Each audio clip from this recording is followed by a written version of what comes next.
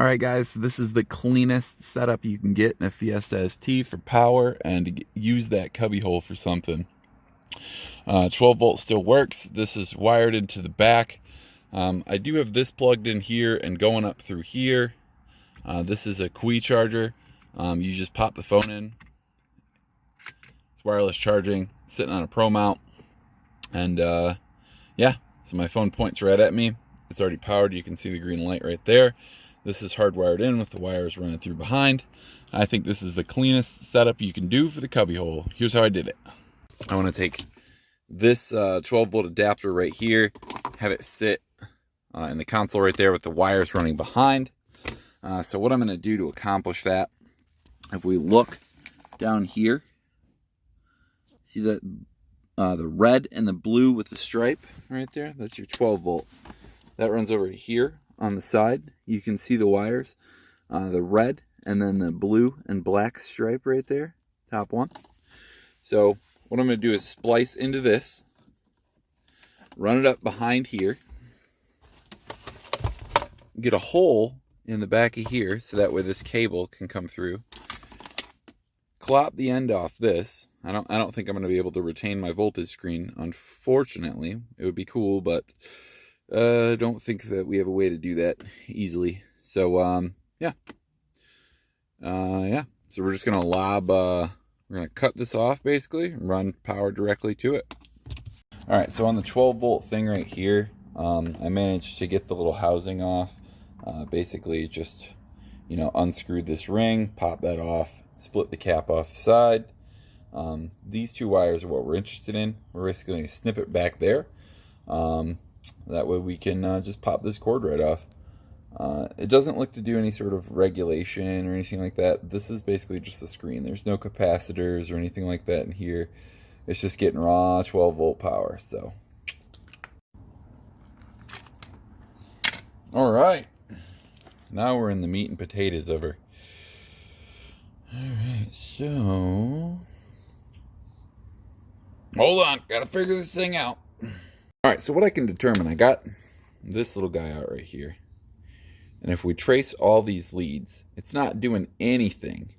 It's got two hots coming in. So yellow and red is hot. Red is also hot. Or is that green? That's green. I'm sorry. Green is also hot.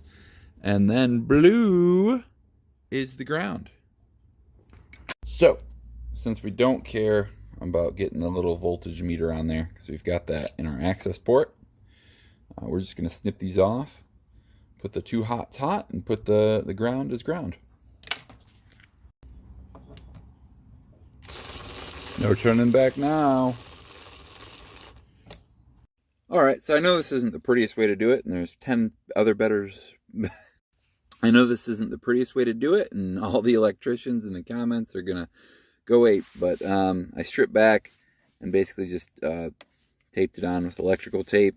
I'm going to plug it in to see if it works. You could use a crimp here or, cut these wires and solder everything all nice and pretty and stuff like that. And you guys can have that argument in the comment section below because I really don't care because it's my car. So I'm going to plug it in now and see if I got power to this.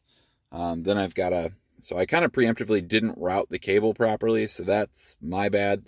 So what I'm probably going to do is plug it in and then kind of take this out so I can get the wire behind here. And I have a little bit too much wire.